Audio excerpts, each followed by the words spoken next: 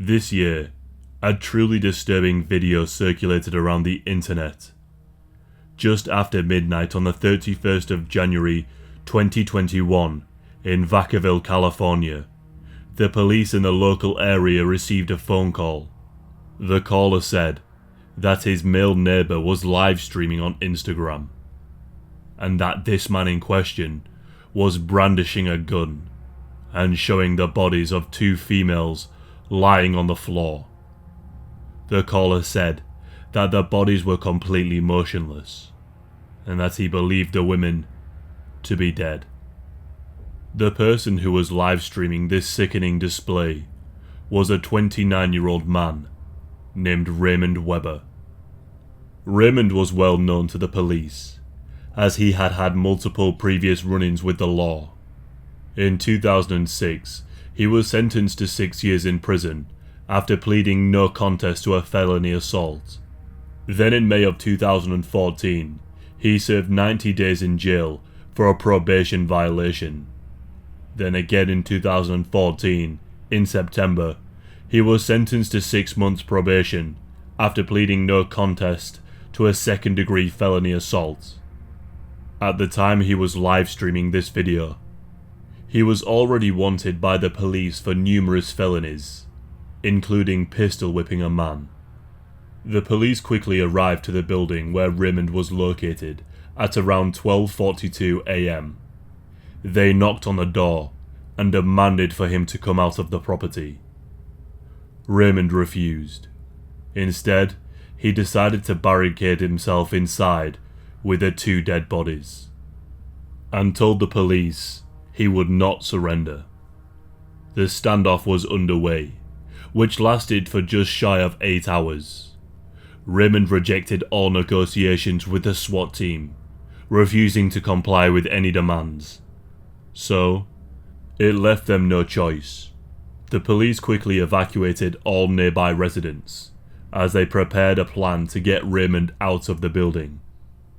Once the nearby apartments were evacuated, the police began to set off chemicals in hopes he would surrender. He didn't, but this gave the police an opportunity to get inside the apartment. There was a brief struggle, but the police managed to tase and subdue him. The arrest took place at around 8:32 AM. The police did not know the identities of the two women in the apartment at this point. However, a woman who watched the live stream recognized the tattoos of one of the victims, and she knew her identity. She recognized the victim because the girl laying dead in the stream was her daughter. During the live stream, Raymond is sitting down squatting with an unlit cigarette in his mouth, and he casually asks himself where a lighter is. And he does this as two women lay dead on the floor right next to him. This, to me, just shows how little he cared about what he had done to these women. In Raymond's hands, you can also see a pistol. He is looking and talking into the camera with very wide eyes, whispering that this is the last time that anyone will see him on Instagram. And then he tells people to pray for him as he points the gun to the camera. He then rambles on about how the two women had tried to set him up, and he accuses his brother, who is a local rapper, and another person of trying to have him killed. He whispers to the camera again, saying, "They tried to set me up. They tried to have me killed. This is what happens to you." While he is saying this, he grabs one of the victim's arms and begins to flail their arm around. He then tells the dead bodies to shut their eyes while trying to close their eyelids. It's clear that he is either insane, under the influence of something, or both. He then picks up the camera, and this is when the video gets incredibly disturbing. He shows the chilling sight of what he has done. The women are laying on their backs, and they appear to be badly beaten, and there is blood all around them.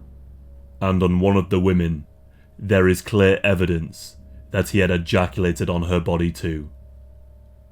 The mother of one of the victims said her daughter lived in Utah until recently, and she had got engaged to Raymond and moved with him to California. The two of them were living in the apartment where she was killed, and the apartment was a special complex for Army veterans, which Raymond was. The victim, who had been identified by her mother, was Savannah Thurberge. Savannah was a 26-year-old woman and a mother to a 4-year-old boy, which is heartbreaking to think that this poor boy is now left without a mother, and it will be so damaging to him when he grows up and learns of his mother's fate. The other victim in this case was a 15-year-old girl. She has not been identified, as the family wished to keep her anonymous for the time being. So, if you do know her identity, please respect the family's wishes and do not post it in the comments.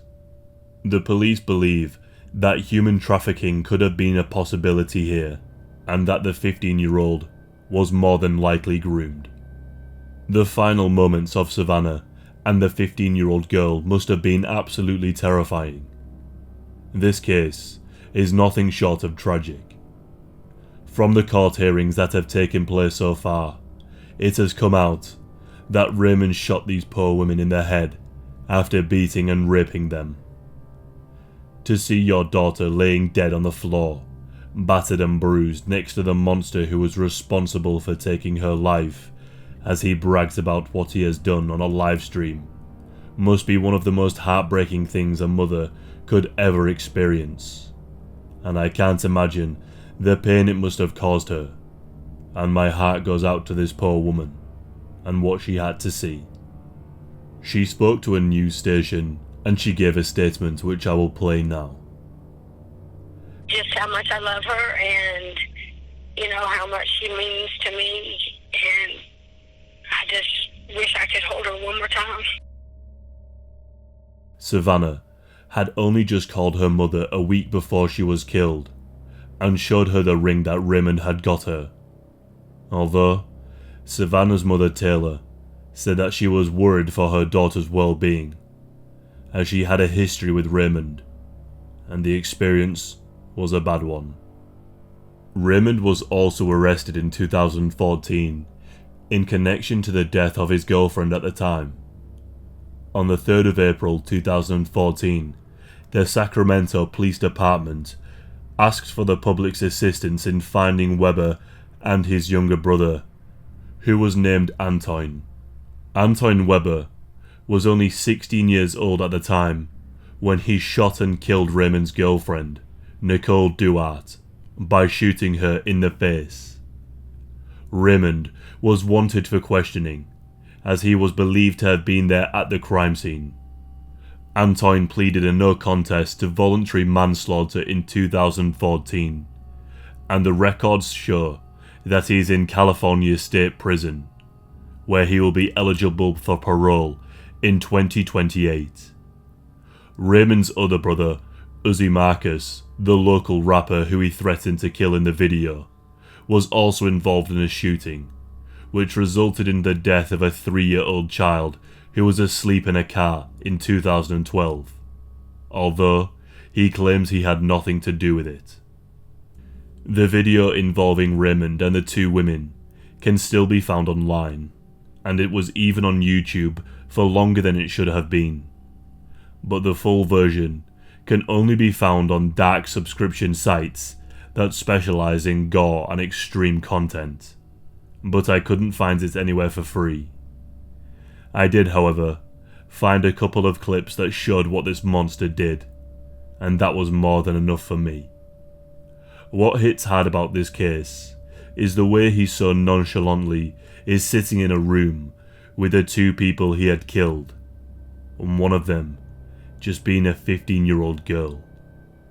The lack of care he displays while being in the presence of dead bodies is frightening. Both victims were incredibly young, but something about a teenager or somebody even younger being murdered always hits that bit harder. It's a deeply disturbing video, so I do warn you if you do decide to watch it. The circumstances in this case make Raymond eligible for either the death penalty or life in prison without parole if he is convicted. I am always conflicted as to which punishment is most fitting for a criminal who committed acts such as this. Both don't seem like enough. I will do my best to keep you all updated with this case, and I'll see you next Friday with a new video.